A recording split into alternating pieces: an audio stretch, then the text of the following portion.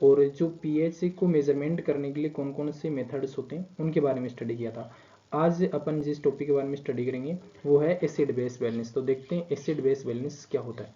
तो अपन जो एसिड और जो बेस होता है इन दोनों के बीच जो इक्विलिब्रियम होता है उसके बारे में जो स्टडी करते हैं वो होता है एसिड बेस बैलेंस। तो देखते हैं एसिड बेस बैलेंस क्या है।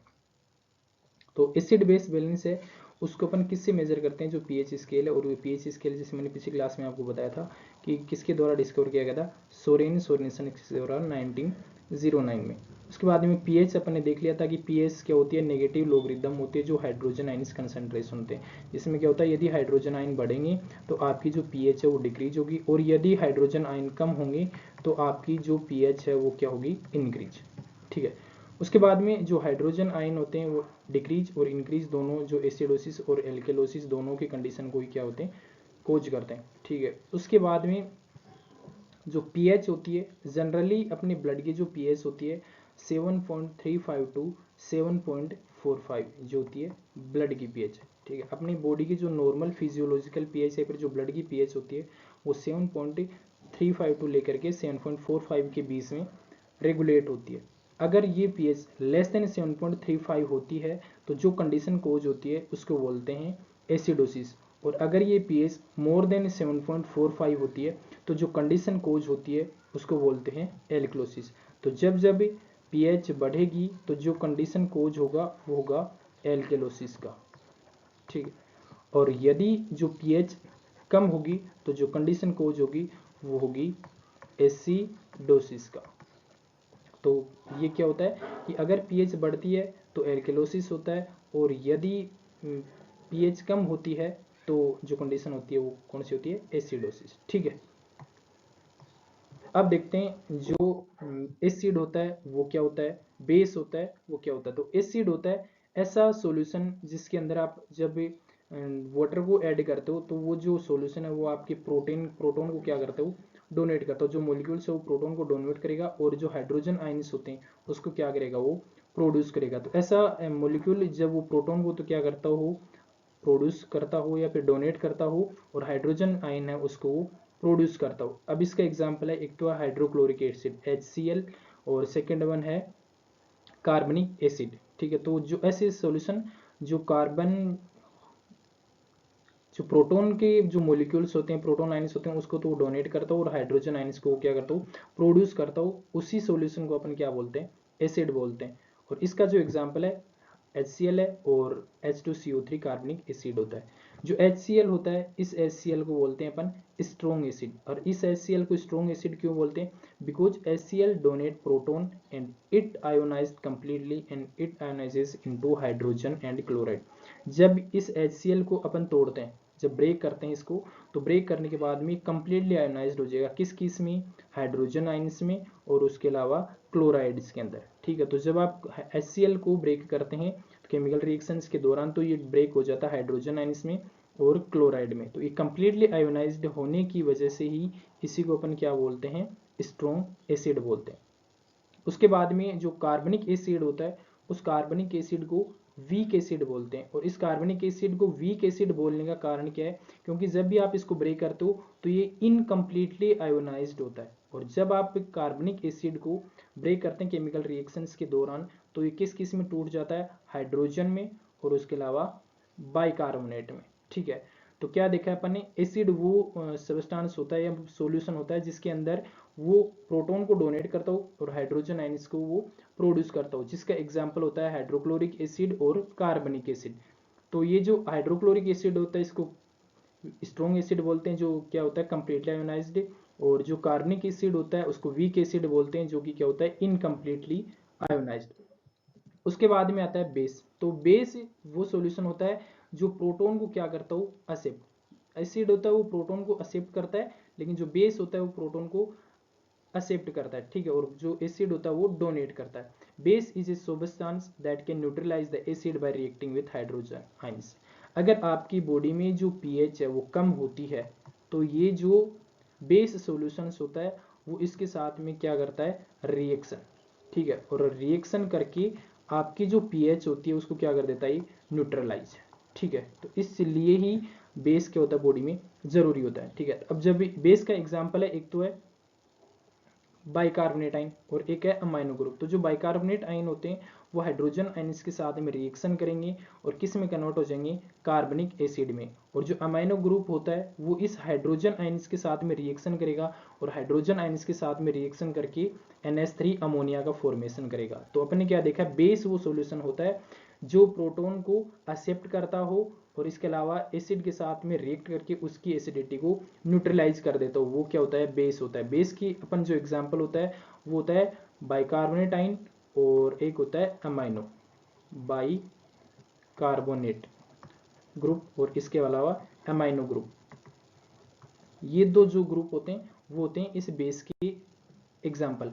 तो अगर जो बाइकार्बोनेट आयन है वो हाइड्रोजन आयन के साथ में रिएक्शन करेगा तो आपका फॉर्मेशन करेगा कार्बनिक एसिड का, और जो अमाइनो ग्रुप है वो हाइड्रोजन आयन्स के साथ में रिएक्शन करके किसका करता है, अमोनियम का। ठीक है, तो उसके बाद में आते हैं बफर। तो बफर क्या होता है, बफर होता है कि कोई भी ऐसा सॉल्यूशन जो आपकी पीएच बदलने से रोकता हो। ठीक है, ऐसा सॉल्यूशन जो आपकी पीएच है उसको बदलने से रोकता हो, वो ही सॉल्यूशन क्या कहलाता है, बफर, रेजिस्ट पीएच चेंज। ठीक है, जो आपकी पीएच होती है उसको बदलने से रोकने वाला जो सॉल्यूशन होता है उसी को अपन बफर कहते हैं। अब ऐसे मानते हैं कि जो सॉल्यूशन है वो आपके पास में बेस है, तो उस बेस को एसिड की तरफ जाने से और उसको न्यूट्रल होने से रोकने वाला जो काम होता है वो किसका होता है, इसे बफर का काम होता है। अब बफर की डेफिनेशन देखें तो अपन क्या होता है, the gram of acid and alkaline. Acid और एल्केलाइन का वह ग्राम जो जरूरी होता है आपकी एक यूनिट में, एक लीटर की जो एक यूनिट पीएच होती है उसको बदलने के लिए। अगर आपके पास में 1 लीटर सॉल्यूशन है, ठीक है, और उसकी 1 यूनिट चेंज करनी है और इस 1 यूनिट को चेंज करने के लिए आपको कितने ग्राम एसिड और बेस की जो जरूरत होती है उसी को अपन क्या बोलते हैं, बफर बोलते हैं।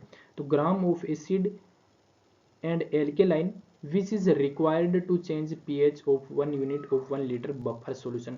1 लीटर बफर सॉल्यूशन की 1 यूनिट पीएच को बदलने के लिए आपको कितने ग्राम ऑफ एसिड और एल्केलाइन की जरूरत होती है, उसी को अपन क्या बोलते हैं, buffering capacity of buffer solution. Buffer solution की जो बफरिंग कैपेसिटी होती है वो इसको बोला जाता है, जो आपकी सॉल्यूशन की एसिड और एल्केलाइन के लिए जरूरी होता है। उसके बाद में आता है alkaline reservoir. Alkaline reservoir, reservoir का मीन्स होता है किसी भी चीज को एक्स्ट्रा, जो एक्सेसिव चीज है उसको स्टोर करके रखना और जब आपको रिक्वायर्ड होती है उस टाइम पे आप उसका यूज कर सको। तो एल्केलाइन रिजर्वर क्या होता है, जो बाइकार्बोनेट आयन होते हैं वो बाइकार्बोनेट आयन अपनी बॉडी में क्या होते हैं, रिजर्वर। ठीक है, और जब आपकी पीएच कम होती है, जब पीएच आपकी कम होती है तो उस कम पीएच के दौरान ये क्या करते हैं, इस बाइकार्बोनेट आयन के साथ में ये जो हाइड्रोजन आयन्स होते हैं, बाइकार्बोनेट के साथ में हाइड्रोजन जो आयन होते हैं वो रिएक्शन करते हैं और रिएक्शन करके कार्बनिक एसिड का फॉर्मेशन कर लेंगे। ठीक है, वो होता है एल्केलाइन रिजर्व।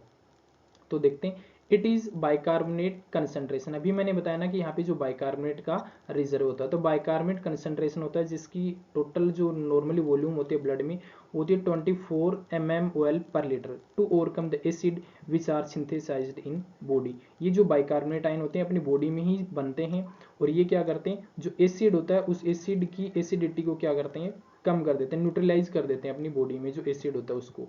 और ये जो बाइकार्बोनेट रिजर्व होता है अपनी बॉडी में एसिड की तुलना में 20 गुना ज्यादा होता है, 20 टाइम्स हायर होता है in comparison to the acid. It is 20 times higher than the acid, so that known as alkaline reserve. ये अपनी बॉडी में जो एल्केलाइन रिजर्व होता है वो बेस की तुलना में 20 टाइम्स हायर होता है, इसीलिए अपन इसको क्या बोलते हैं, एल्केलाइन रिजर्व बोलते हैं। और जो नॉर्मल बाइकार्बोनेट आयन होता है अपनी बॉडी के अंदर वो होता है 22 टू 26 mmol पर लीटर, 26 से 26 mmol पर लीटर, जो इस बाइकार्बोनेट आयन की नॉर्मल कंसंट्रेशन होती है अपनी बॉडी में। उसके बाद में आता है नेक्स्ट वन, पीके वैल्यू। तो देखते हैं दोस्तों पीके वैल्यू क्या होता है। तो पीके वैल्यू क्या होती है, पीके वैल्यू होती है वो जनरली आपको ये बताते हैं कि आपके पास में जो सॉल्यूशन है वो एसिड होगा या फिर एल्केलाइन, और अगर उसके अंदर जो सबस्टांस होता है उस सबस्टांस की जो एसिड के साथ में बाइंड होने की कैपेसिटी या फिर जो एक प्रोटॉन का मोलिक्यूल होता है उसको कितना टाइटली वो हेल्ड करके रखता है, इस चीज के बारे में जो बताता है वही क्या होता है, आपकी पीके वैल्यू होती है। तो पीके वैल्यू होती है वो एक नंबर होता है जो आपको बताता है कि आपका जो एसिड होता है वो कितना स्ट्रॉन्ग है, या फिर जो आपके पास में प्रोटॉन को टाइट करने की उससे कितनी वैल्यू होती है, और वो किसके द्वारा बॉन्ड किया जाता है, बोर्न स्टेट एक एसिड होता है, बोर्न स्टेट एसिड। और बोर्न स्टेट एसिड क्या होता है, एक सबस्टांस होता है जो डोनेट करता है प्रोटॉन को किसी भी केमिकल रिएक्शंस में। ठीक है, तो पी की वैल्यू क्या होती है, बोर्न स्टेट एसिड के द्वारा प्रोटॉन को हेल्ड करने की पावर, और एक एसिड कितना स्ट्रॉन्ग है इसको मेजर करने के लिए आपके पास में जो एक नंबर निकल के आता है उसी को अपन क्या बोलते हैं, पीके वैल्यू बोलते हैं। जिसका फॉर एग्जांपल एक्सप्लेनेशन में the pK value is negative log base 10। ठीक है, जो पीके वैल्यू होती है वो लॉग 10 बेस होती है। ठीक है, of the acid dissociation constant. A lower pK value indicates a stronger acid. जिससे सॉल्यूशन की पीके वैल्यू कम होगी वो उतना ही स्ट्रोंग एसिड होगा।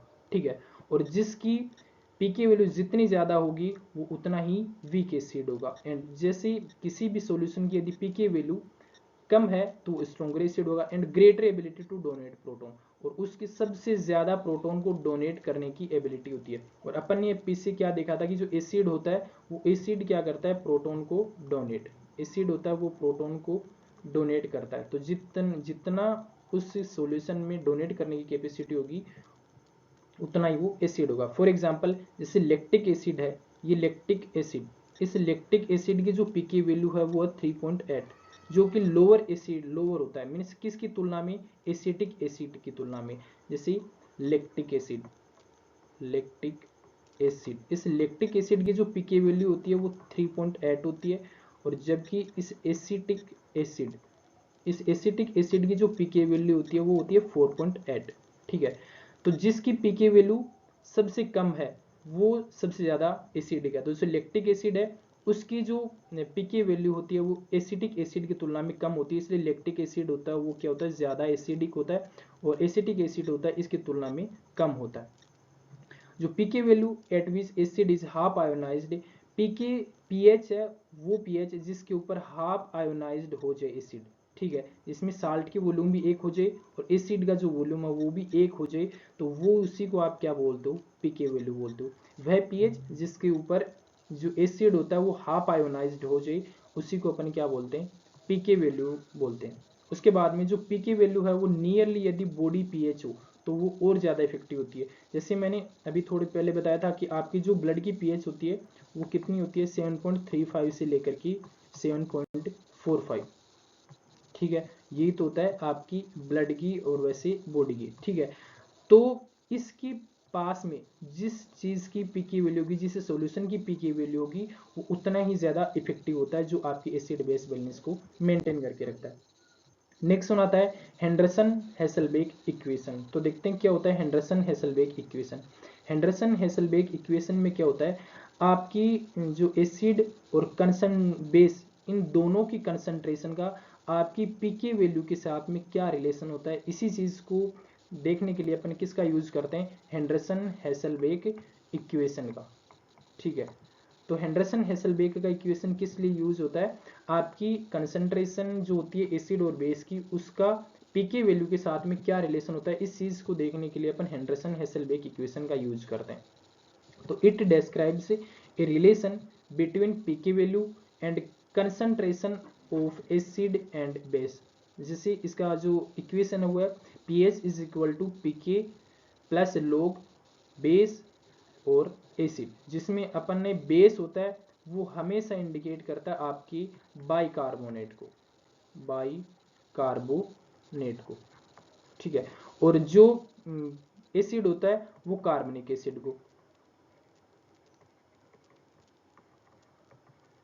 ठीक है, तो जो बेस और उसके बाद में एसिड, इसका इस पीकी वैल्यू के साथ में क्या रिलेशन होता है उसी को ही अपन किससे इंडिकेट करते हैं, पीए से। तो bicarbonate under the control of metabolic regulation, तो आपका जो बाइकार्बोनेट आयन होता है वो होता है मेटाबॉलिक रेगुलेशन, मेटाबॉलिक रेगुलेशन। ठीक है, और जबकि जो कार्बनिक एसिड होता है वो रेगुलेशन होता है रेस्पिरेटरी रेगुलेशन, रेस्पिरेटरी रेगुलेशन। ठीक है। रेस्पिरेटरी रेगुलेशन, ठीक है, तो जो